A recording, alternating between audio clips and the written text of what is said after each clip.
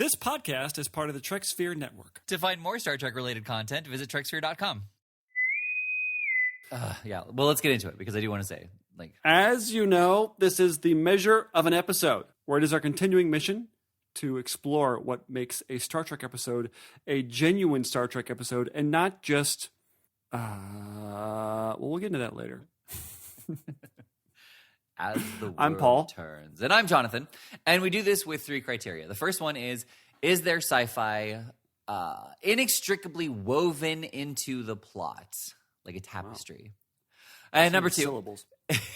is that sci-fi presented in a novel and unique fashion.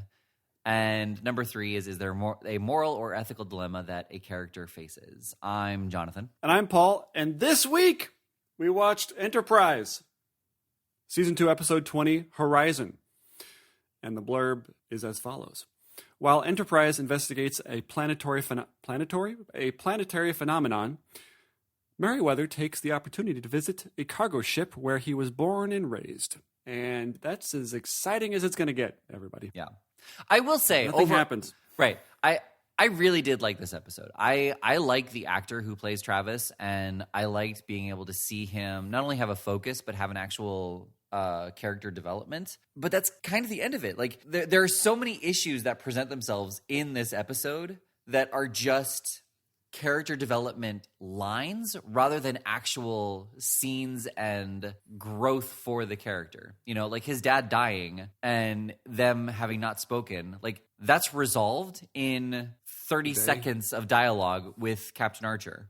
You know, he says like, "This is the note that I got from your dad." And Travis is like, "Oh, my dad did care. Great." And then he never brings it up again. And there's nothing novel about this episode.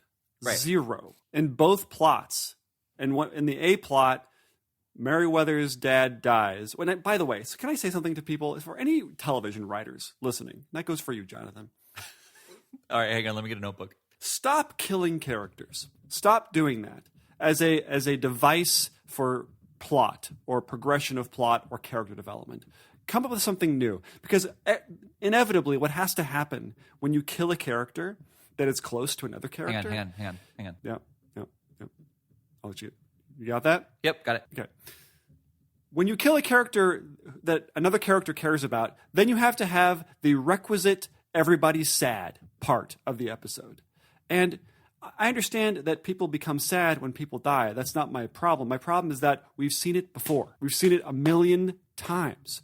And again, I'm not saying there's no place for this. I'm just saying, can we be more creative in developing your characters? Can we do something that isn't just, now somebody died, so now we have to have those scenes where everybody's sad or is sympathetic to the main character who lost somebody? It just takes up time from the episode. It's just filler now, because everybody knows what you're going to say. Everybody has seen that scene. It's like, "Well, I'm sorry to hear your dad died." It's like, "Yeah, well, he was a great man. Yeah, well, he's going to be heavily missed. Oh, did you see this ball he gave me? Yeah, it was great. I'm really sad that he's..." You know, it's like, we've seen it. It's been done since television was invented, you know?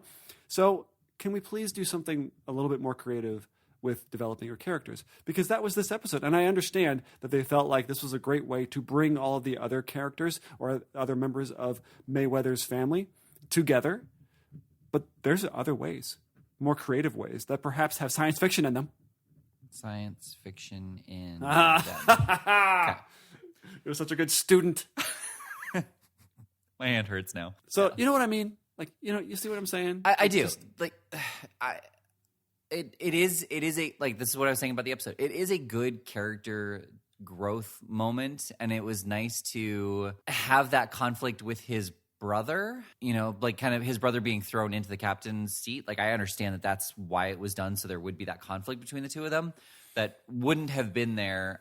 Well, I mean, no, it could have been there with his dad. Like, it didn't need to be with his brother, and to add all of those, "Sorry for your loss, yeah, he was a great man" type thing. But if you're going to do that kind of thing anyway, then when you bring the person onto the ship, you should have like a welcome party of everybody who he's going to see later, and have them, you know, just have one person kind of be like, you know, like, "We're really sorry about your dad," you know, and have everybody be like, "Yeah, sorry, you know," and then like have that scene be done with everybody, and then you can move forward.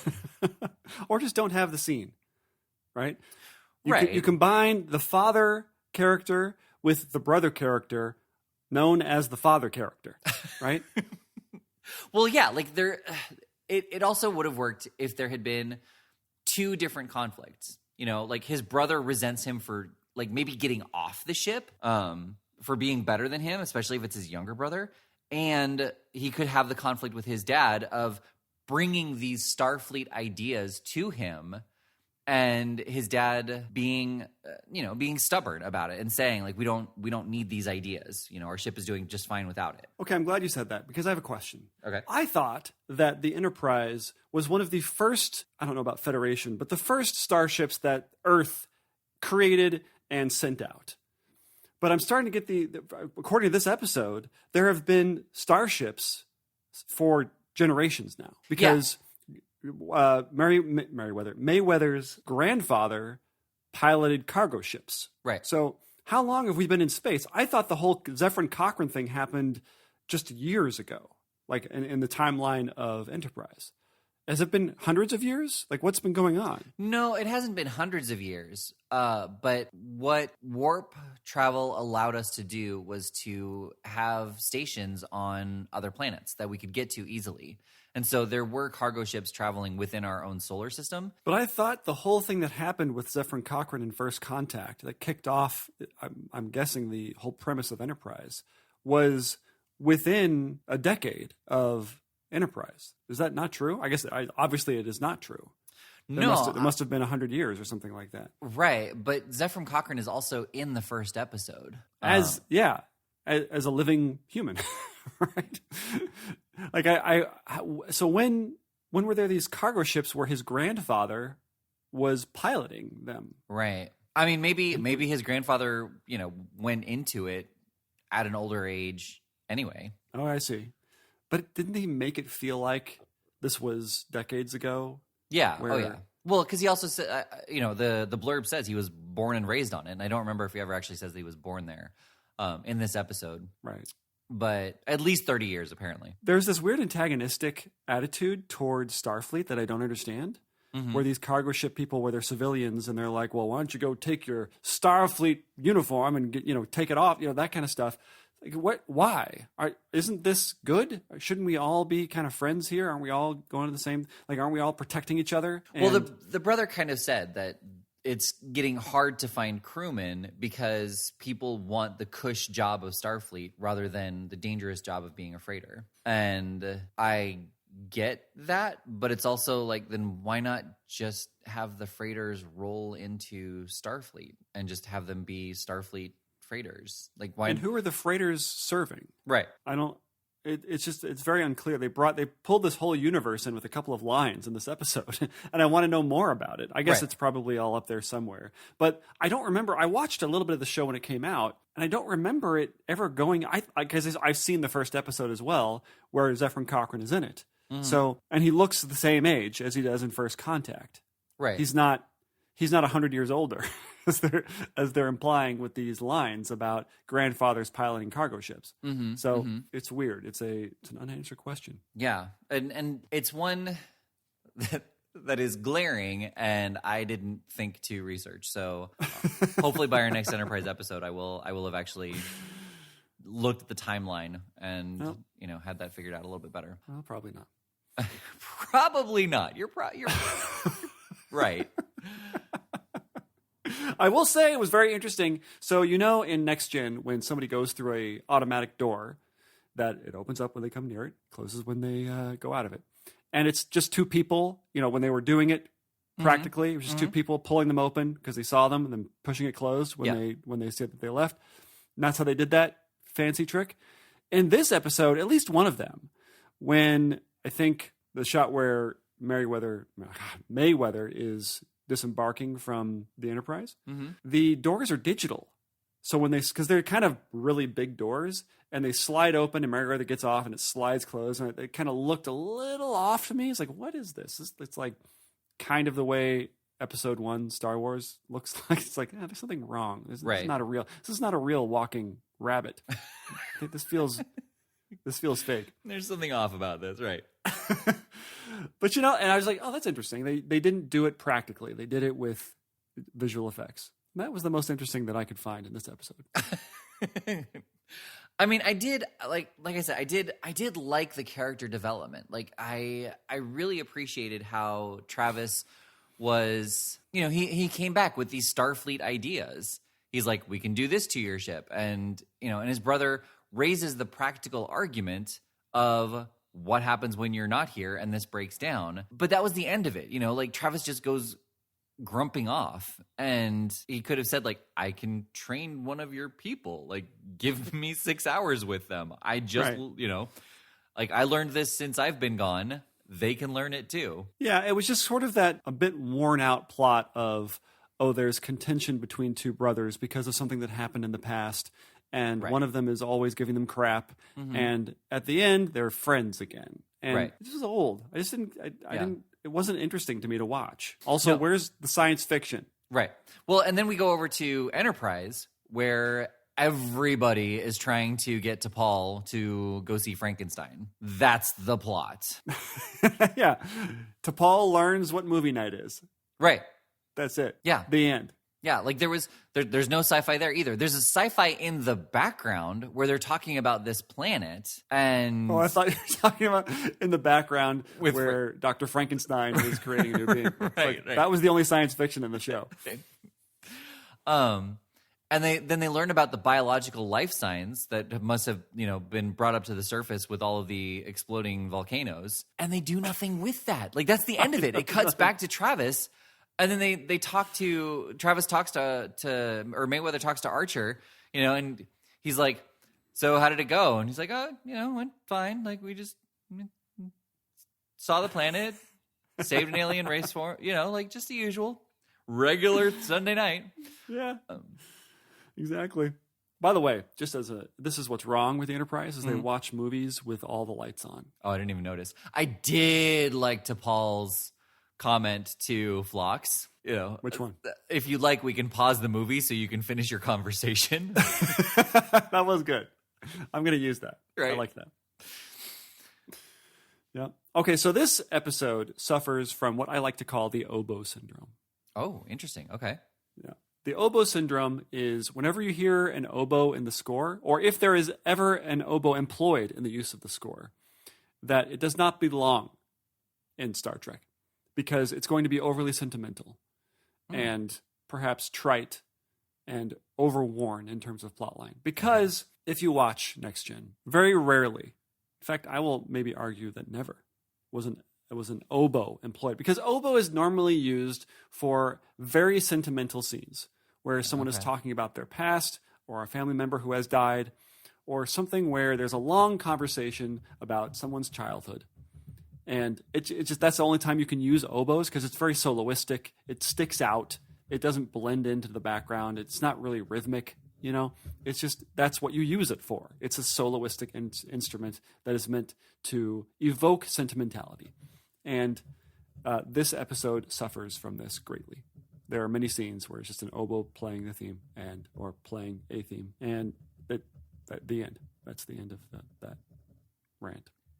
Oh, the oboe syndrome. Oboe writing this down. Syndrome. Yeah. Yep. OBOE. Yes, I know. We do have a friend named Bo. I think you know the story. Whose first word was oboe. Did you know that? No, I didn't know that. That's hilarious. Yeah, because he got his name. Well, no, because when he dropped stuff, his parents would say, "Oh, Bo," and so one day he dropped something and went, "Oh, Bo." Well, fair enough. And then they named him Bo. Yep. Before that, they were just saying it. They're saying oboe. Well, he kept dropping the oboe. Like, it's expensive. Oboe! Yeah, he was just trying to play melancholy music. Okay, so they cap off this whole thing with the Marauders of whatever cargo ship. Paul, it's Paul and Travis. Those are their names. Those are the brothers' names. And Paul is the captain and Travis is not. And that's, by the way, the stakes of the episode. Paul is captain. Travis is not. But things are not as they seem. And so what happens is they get attacked by these Marauders, and there's all this back and forth about what they should do. And the mom says, we've always just given them what they wanted, so they won't kill us. It's a fair enough thing. That's what they say to do when you're being mugged. Don't fight back. Just give them your wallet. $100 is not worth getting stabbed over.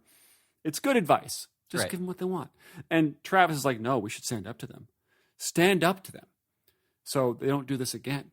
Because whenever you stand up to somebody, that's when they don't ever do that thing that they're doing ever again. Right. They don't come back at you. With when you wound their pride, they understand that you're better. It doesn't fuel a vendetta of murder for them. So that's what they do. They say like they temporarily disable this gunship with their crappy cargo ship. And they say, don't now. You better think twice about doing this again to cargo ships. And they think that that's the end of it. Mm-hmm. I mean, what they should have done, again, with the teeth problem with Star Trek, apparently, that it has. Man, that was a really poorly constructed sentence. You want to try again? Yeah. No. You write down what I tell you. So, I don't remember what my thought was. That was so poorly constructed. It did not. What did I say? You were talking about what they should have done with the. Oh, it's destroy. Oh, with teeth. Yeah. Destroy them. They were going to destroy you. Kill them. Right? Or at least design that whole sequence where they had to kill them, and not this like, don't you do this again, like the very Superman, I better not see you around these parts again, that kind of thing. Well, but then, right? I mean, and work ever. Star Trek does this kind of thing, but like the PTSD that would give the crew, and Travis is like, yeah, there we go. All right, guys, I got to go. And Paul is like, we just killed an entire crew, and he's like, yeah, they won't be bothering you anymore. All right, guys, love you. See you in 4 years. Yeah. Beams out. Yeah. What I expected to happen, and I know it might have been played for laughs more than it should have, but when they detached the cargo to start fighting, the alien crew would just tractor beam the cargo and fly away. Yeah, I don't know why they wanted the ship. I got the impression cargo ships were a dime a dozen in this. Yeah, that's kind of what I got too. Well, and also that their ship was so old. Right. It was being held together with lipstick and chewing gum. There you go. Is that a thing? Nope. I messed that up. Okay. When lipstick is in space, Have me a lipstick. It becomes a super strong adhesive. Yeah, so what I said makes sense. Right. Thank you. No problem. So what will you say, Jonathan? Is this a proper Star Trek episode? Well, so I did like this episode, but what's so interesting to me about this is Enterprise has had no middle episodes. Like, we have not debated on Enterprise whether or not it was Star Trek. Like, it has been absolutely Star Trek or absolutely not. Yeah, I guess you're right. We have not hemmed and hawed on any episode. But this is just so, I don't know, it just felt like a filler episode. Nothing happens. Yeah. Well, and what's interesting, too, about this is at the end of season 1, so this was season 2, episode 20. At the end of season 1, the actor who plays Travis was doing an interview, and he actually said he'd like to see an episode that goes more into Travis's backstory, and he would like to see Travis's sweet spot brought back. Sweet spot? Yeah, his sweet spot in the Enterprise. Like every ship has a sweet spot where the gravitational force is just kind of out of whack, and that's why he was like, it's in the season premiere, series premiere, and that's why he was reading upside down in this area. It's not that the gravity was turned off in this area; it's that it's kind of like the middle of the ship almost, and so gravity. The gravitational force doesn't work in that spot. Yeah, the interplay of all the different gravitational plating it cancels the gravity out, I guess, in this particular section. Okay. Yeah. So the whole episode starts with this scene where Mayweather is hanging out in like 0G. Yeah. And it's very clunkily done. You can tell he's on a cable. And I understand this is a television show. This isn't Gravity or, whatever. Not the Force Gravity, but the movie Gravity, where they had lots of money to show what it looks like to be an anti-gravity. You know what I mean? But it just felt like this wasn't cool enough to do a cold open where there's nothing happening. He's literally just called to the bridge, and that's all that happens. And it wasn't cool enough to really carry a cold open like that. Right. It's just him on cables where he's kind of swinging back and forth. It just doesn't look. I was curious why they felt they needed to start the episode like this with there being nothing else, because it just didn't carry it. Well, right. And as we've pointed out, the conflict is the tag, is the button of the cold open. And the cold open ends with them saying, "We're reversing course." And he's like, "I'm on my way." Yeah. Just when it's starting and interesting. Right. Well, you go to commercial. Yeah. Like, so the episode's conflict is about having to reverse course. Yeah, I mean, you got it. Right. I guess without reversing course, we wouldn't have had any of the things that we had in this episode. So I guess that makes sense. But right. Oh, yeah. By the way, so there is a point where one of Mayweather's friends comes in, and I don't remember what the scene was about, but basically they're basking in nostalgia about when they were kids, and they said, sometimes it's nice to revert or regress a little bit into your childhood. And she says, "Well, should we turn off the gravity plates and jump on the bed?" And they're like, "Ha ha, good times." I'm thinking to myself, that's bad news if you jump on the bed without gravity, because then you just jam yourself into the ceiling, right? Well, right. How would that be fun? You're basically like a bouncy ball in the room, slowly bouncing off of all the walls. Like you push yourself off in one direction, and then you would have to try to figure out how to rearrange yourself so you don't headbutt the wall on the other side. That actually sounds like a lot of fun. It could. Now that I think about it. But kids would kill themselves, because if you kick off of something, if you're used to gravity, it takes a certain amount of force to walk and to kind of maneuver in when in 1G. But when there's 0G, like, it does not take a lot of force. Like, even writing with a pencil will push you off of a wall if you're in 0G. Right. So if you're kicking off of walls, you're just going to give yourself a concussion when you hit the other side. Exactly. I mean, maybe so I want to see this now. That's why they got grounded. That's a good point. We just explained it. Right. Which I How guess this episode makes sense. Right. Yeah. Great episode. Full on yes. That's actually maybe the only bit of science fiction in this episode, is that implication of playing, bouncing, or jumping on the bed without gravity would be dangerous, and so they would be grounded for it. Right. That's sci-fi? That's sci-fi. Okay. Good to know. Okay, so you're at a yes, no. I'm at a no, yes. Oh, yeah. I thought no. Yeah, you're right. And you didn't like the episode, or no? Or yes? There wasn't enough in it for me. Okay. I just didn't. I was kind of just bored. It was just kind of a boring thing, and the oboe syndrome was in full effect, and so I just couldn't get into it. So I'm a no. Okay.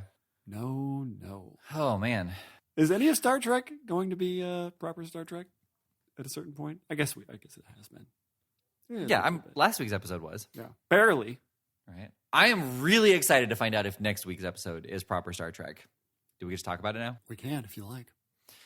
So, listeners, our next episode is our 100th episode. And we have been, so far, except for 2 special events recording Lower Decks, we have been watching the classic Trek because they're completed, and we were sticking to the rule of live action, with Lower Decks being the exception. For our 100th episode, we are going to venture into New Trek. And we are going to watch not just an episode, because that wouldn't do it justice. We're going to watch the first season of Star Trek Picard. So we are so excited. I know, me too. So excited to see where Star Trek has come and gone. It's going to be great. Yeah, so we're going to watch all 10 episodes. We're going to have a what's that called? An inflated, overextended, just a cumulative. It's a cumulative analysis of the entire season, as opposed to going through episode by episode. Is that what you mean? Well, yeah, we're going to go over the story, which is the first season. This is not like classic Trek, where each episode is its own story, or occasionally there's a 2-parter. This is a 10-part story. So Star Trek has evolved into what all other modern television has done, where it is heavily serialized. Yeah.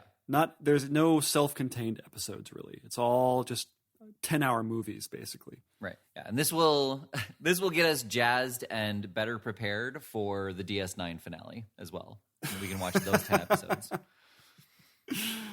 Oh boy. But yeah, actually we have no send-off for this one. I guess not. Yeah. There's not even a captain that we can make fun of. Right. That's what I'm saying. Yeah. What do we do? Well, I've been Jonathan. And I've been Paul. And this has been The Measure of an Episode. But you already knew that. There you go. That's it. That's all we can do. That's it. Okay. Bye.